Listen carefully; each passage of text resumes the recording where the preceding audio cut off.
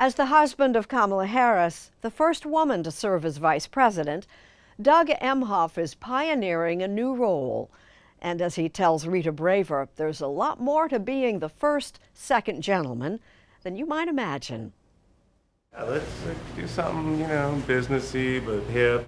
Few VIPs would let anyone watch them in the very personal act of getting a haircut, even if it is to highlight small businesses during Hispanic Heritage Month. Knowing that in your career you've not covered a haircut yet, This was a historic I feel very first. honored.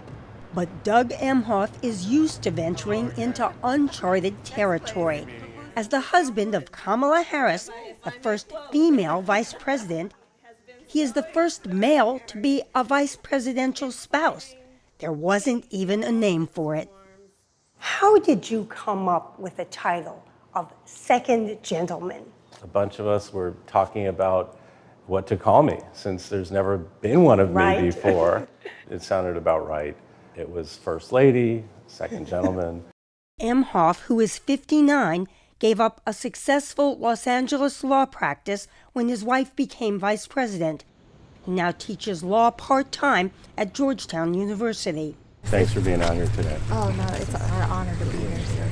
He's content to keep a low profile, quietly attending a small ceremony on September 11th at the memorial in Shanksville, Pennsylvania. Hi, I'm the second gentleman. It's wonderful to meet you, sir. You too. Of course. What's your name? My name is Gavin Morris. And having private conversations at the local firehouse with first responders. And I said, well, someone needs to be here in Shanksville, and I wanted it to be me. And I really focused on them as people. I wanted to hear their stories. And welcome to the office of the second gentleman. Thank you. But when he's back in D.C., I'll ask you the question that all political wives get, and that is, are you also an advisor to your wife? No. No. I am her husband. She has plenty of people around her giving her advice on her role. I'm just there to support her, to be there for her. When she gets classified briefings, aren't you curious? No. It's surreal sometimes when I know she's in the Situation Room and I'll see something on the news, I'm like, I wonder what's happening. And then when it's not classified, it could be, hey, that might have been what was happening. Doug and I bonded as spouses, on the campaign trail. First Lady Jill Biden, who of course was previously Second Lady, says Emhoff is a natural. I think he likes people. He likes being with people. He connects with people. And I think that's really important. Last month, she and Emhoff hit the campaign trail in Michigan together, where he talked about the Supreme Court's striking down abortion rights. What they are doing on reproductive freedom and freedom in general is just outrageous. Clearly following advice she gave him when he started. I tried to say to him, Doug, don't waste your platform. Choose what you want to do and make it yours. How's it going? Emhoff is not only the first second gentleman, he's also the first Jewish person ever to be in the Big Four, as the top two national couples are called.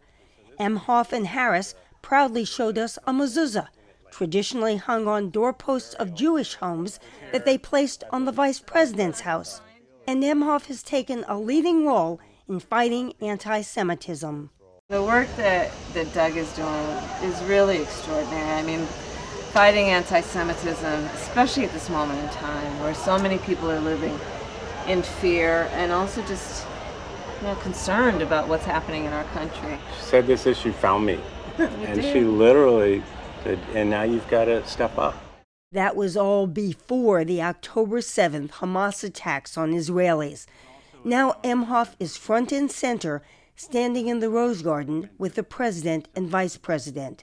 I know a lot of us are feeling alone, afraid, and in pain.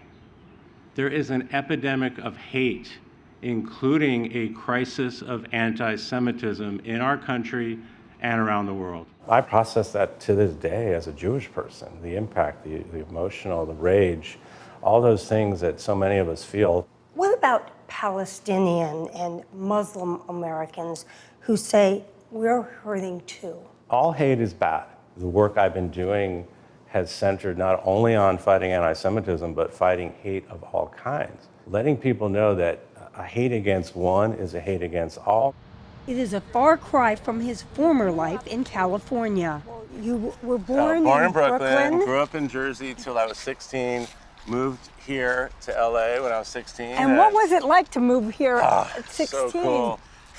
It was in the early 80s, so it was almost like that Fast Times at Ridgemont High. But Emhoff has always had his eye on his future. Put myself through college right here in Northridge, and then I got into USC Law School, and I worked really hard, set a goal of being an entertainment lawyer, and I made it happen. But as Emhoff acknowledged when we went for coffee at his favorite spot, Black coffee for me. I already got you. I saw you.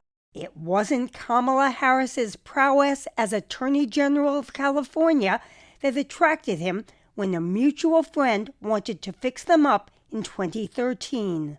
You didn't say, we'll have lots to talk about because of the law. You said something else. What did you think I said? She's hot. Is that true? Is that true? I think that's a true statement. And it was love at first sight, and we've been together ever since. They married in 2014, and Harris became stepmom to Emhoff's children, Ella and Cole, from his first marriage, even presiding at Cole's wedding last year. I do have to say, Doug is a lot better cook now that he's met Kamala. We met up with Doug and Cole Emhoff at the original Farmers Market in Los Angeles. I noticed that you call your father Doug. What's that all about? I've done it my entire life, so it's just a habit at this point. And you have Doug? a special name for the vice president, too? Yes, Mamala. So together they're Dougala. What can I say?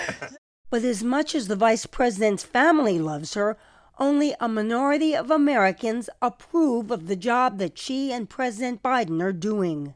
What's your response when people are critical of your wife? Because, of course, they are. I'm her husband. Nobody wants to see anyone they love criticized or attacked. But that said, I mean, she's vice president of the United States, so this all comes with the territory. She's the toughest person out there. She's tough. Oh, she's so tough. It just bounces right off of her. And as for second gentleman Doug Emhoff, he is not California dreamin'. Do you ever think, well, you know, if things don't work out, we could always move back here and be just fine? We're going to win this election. We have to win this election. Literally, our country and our world depends on us winning this election. That's what's going to happen.